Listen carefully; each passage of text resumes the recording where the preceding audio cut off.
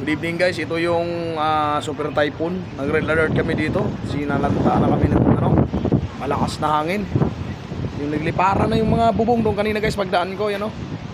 Lakas ng hangin ito guys. Pero yung ulan di gaano kaano. So malakay na dito si nanalanta na si Bagyong Owan. Naglandfall siya kaninang madaling mga alas 12 yata yun. Gising ko kanina, ang lakas na ng hangin. Ito na yung landfall ni Owan. Yan guys, grabe. Tinding kalamit ito. Oh, sunod-sunod ang bagyo. Oh, lakas guys, oh, lakas ng hangin, oh. Tingnan niyo guys, oh.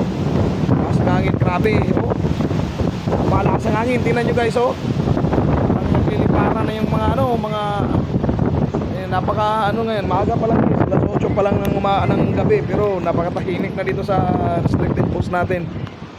Yung tayo. Ito guys, dito sa area namin.